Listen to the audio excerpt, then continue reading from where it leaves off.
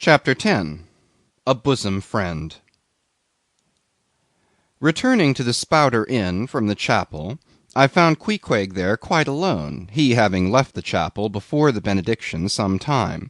He was sitting on a bench before the fire, with his feet on the stove hearth, and in one hand was holding close to his face that little negro idol of his, peering hard into its face, and with a jackknife gently whittling away at its nose, meanwhile humming to himself in his heathenish way.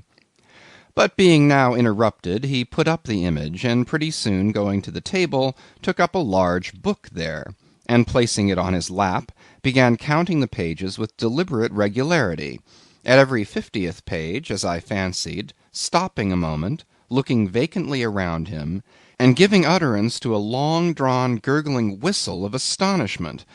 He would then begin again at the next 50, seeming to commence at the number 1 each time, as though he could not count more than 50, and it was only by such a large number of 50s being found together that his astonishment at the multitude of pages was excited.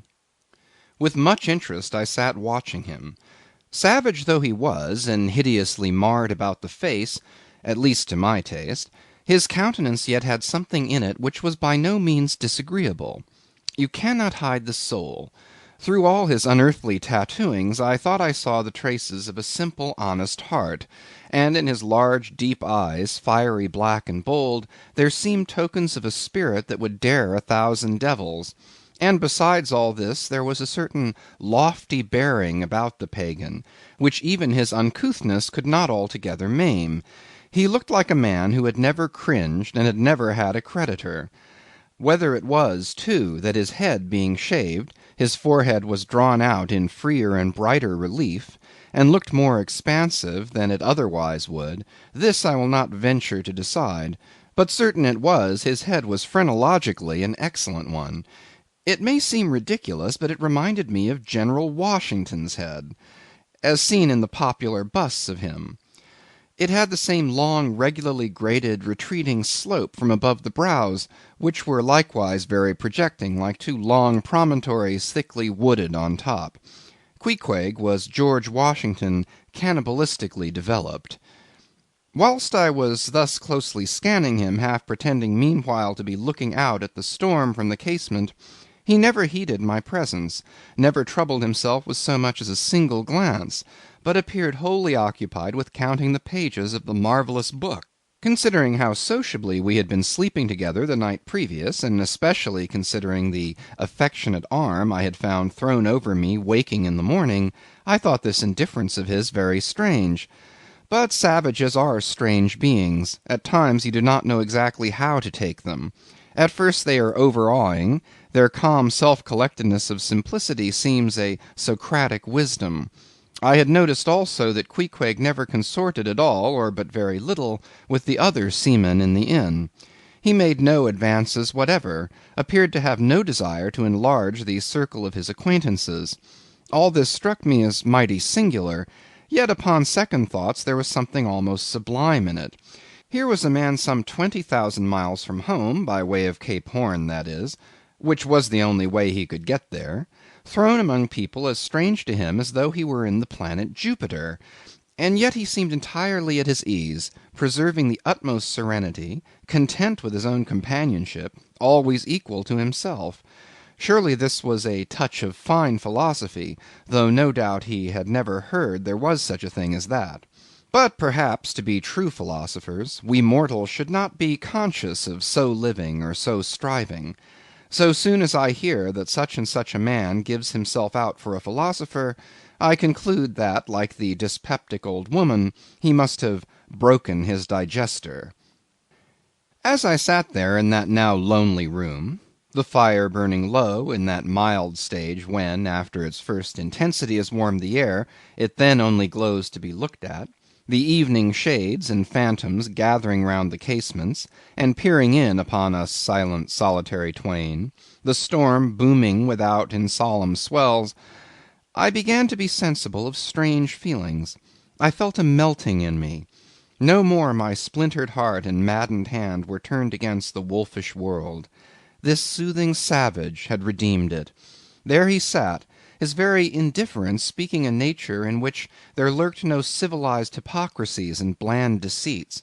Wild he was, a very sight of sights to see, yet I began to feel myself mysteriously drawn towards him, and those same things that would have repelled most others, they were the very magnets that thus drew me.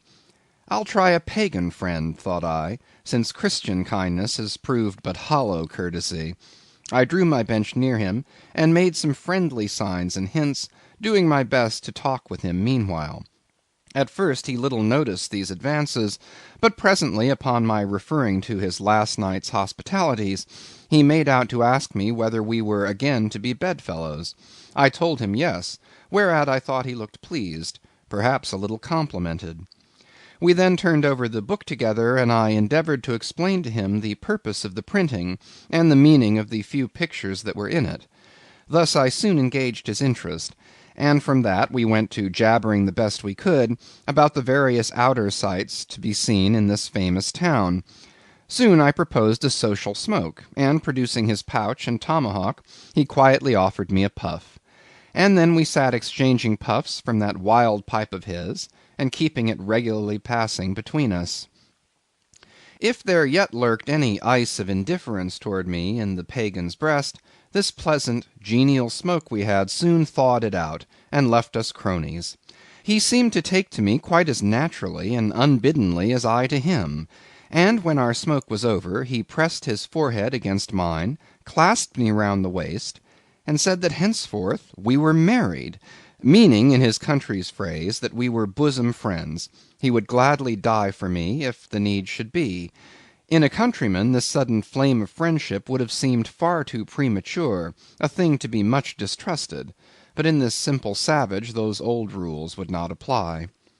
After supper and another social chat and smoke, we went to our room together. He made me a present of his embalmed head, took out his enormous tobacco wallet, and groping under the tobacco, drew out some $30 in silver. Then spreading them on the table, and mechanically dividing them into two equal portions, pushed one of them toward me, and said it was mine. I was going to remonstrate, but he silenced me by pouring them into my trousers pockets. I let them stay. He then went about his evening prayers, took out his idol, and removed the paper fireboard.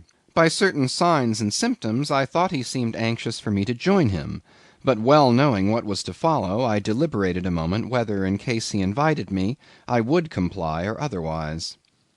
I was a good Christian, born and bred in the bosom of the infallible Presbyterian Church.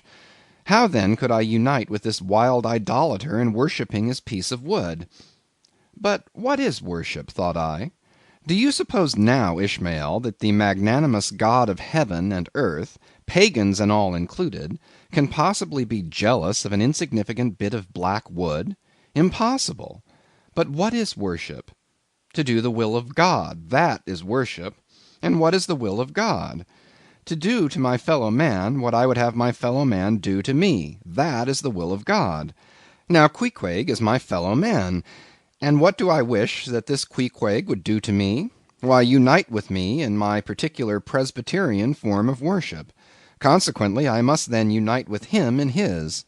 Ergo, I must turn idolater.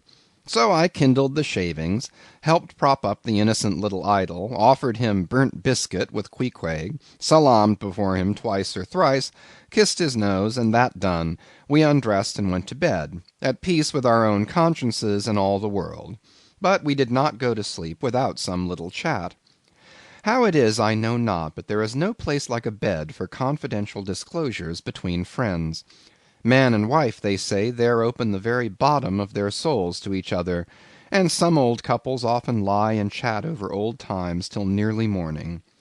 Thus, then, in our heart's honeymoon, lay I and Queequeg, a cosy, loving pair.